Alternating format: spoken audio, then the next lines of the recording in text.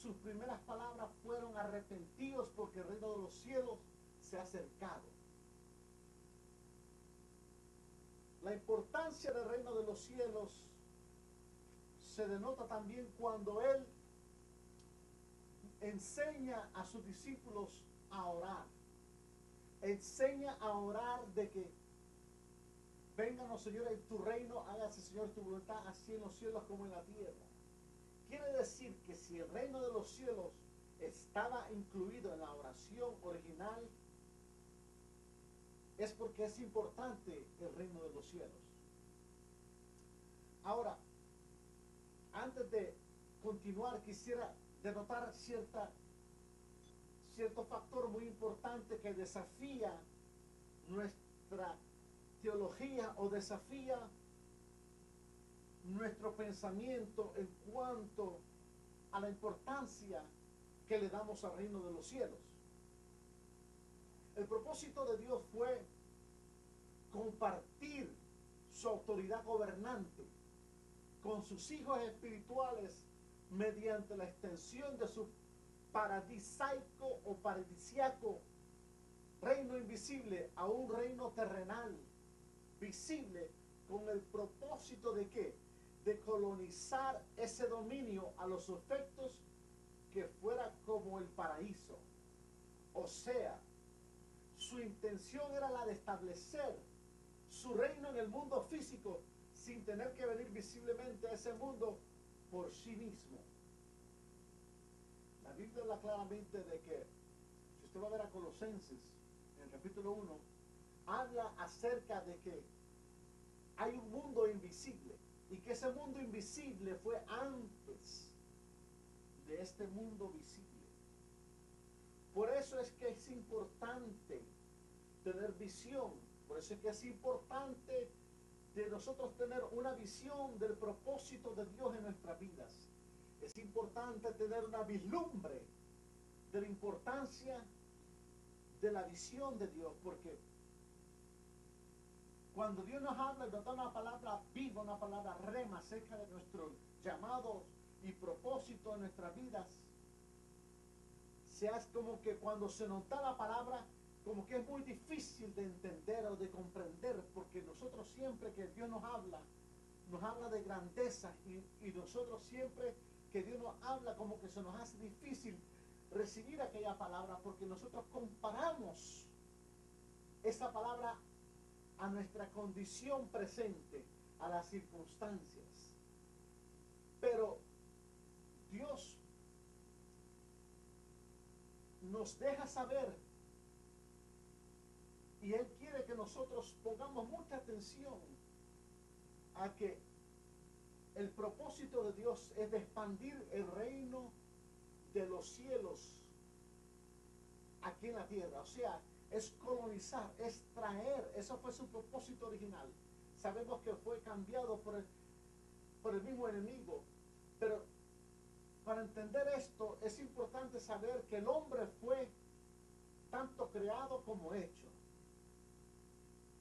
La mujer no fue así. La mujer, la escritura dice claramente, ¿verdad?, que fue creada. O sea, el hombre fue creado de la nada. Viene el original que viene para crear de la nada. Entonces el hombre primero fue creado de la nada. Y hay otra palabra en hebreo que es asa, que también el hombre fue hecho. O sea que hecho indica y denota dar forma a algo que ya ha sido creado. O sea, primero Dios nos creó y después Él le dio forma. En otra palabra, He fashioned man. He took His time to fashion man. Él tomó su tiempo para darle al hombre, amén, gloria al Señor, sus atributos, sus características, su cuerpo. Él se tomó todo. Es más, si usted va a Salmo 139, la Biblia dice claramente que Él nos entretejió. Qué lindo. Dios nos entretejió, dice la Escritura. O sea que Él entretejió como cuando alguien cose algo. Él entretejió nuestros caracteres. Él entretejió todas nuestras virtudes, nuestras naturalezas, nuestros temperamentos. Él se cogió su tiempo, nos entretejió. Oh, qué bello es eso. Y lo más bello es que Él sopló el soplo de vida en nuestro espíritu. Y la Escritura dice que venimos a ser almas vivientes. Eso es poderoso, porque cuando el soplo de vida, Job dijo, el soplo del Omnipotente me da vida. Porque, como Pablo dijo que en Él nos movemos, en Él tenemos la vida y en Él nos movemos y tenemos nuestro ser.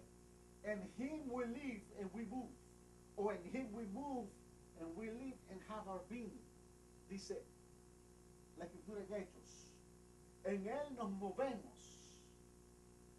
En Él somos. En Él tenemos la vida. En Él tenemos nuestro ser. Porque el soplo del Omnipotente me da vida. Oh, lo importante de la palabra rema es que cuando la Escritura dice que las Escrituras fueron inspiradas por Dios, y sabemos lo que dice el resto, útil para enseñar, para redarguir, etc. Cuando dice que la palabra de Dios fue inspirada, esa palabra inspirada en el original significa lo mismo que sale en Génesis, donde dice que Dios sopló en el hombre. Significa soplo. Inspiración en el original griego significa soplo.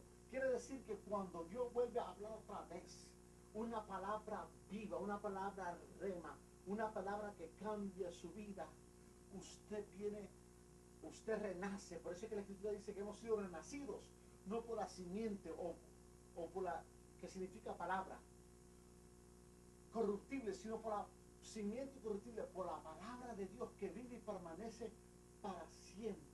O cuando Dios nos habla y una palabra es predicada a través de la unción, esa palabra vuelve a soplar otra vez a nuestra vida y nos transforma, nos cambia. ¿Por qué? Porque esa palabra no fue dada a nuestra mente, sino que fue dada a nuestro espíritu. Oh, aleluya. Y se cumple lo que la palabra dice, Ezequiel 36, 26 y el 27, donde dice que Él nos iba a dar a nosotros un corazón nuevo y un espíritu nuevo.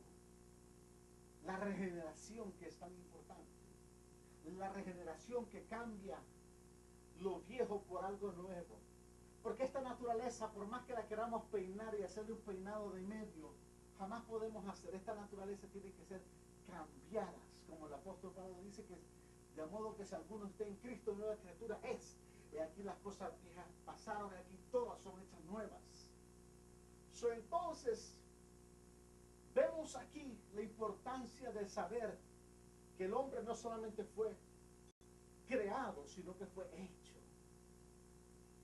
El hombre con espíritu que procede del Espíritu de Dios, de este modo se hace al hombre como componente de la naturaleza, atributos y características de su fuente, que es Dios el Creador. Ahora, cuando la Escritura nos dice que Dios nos dio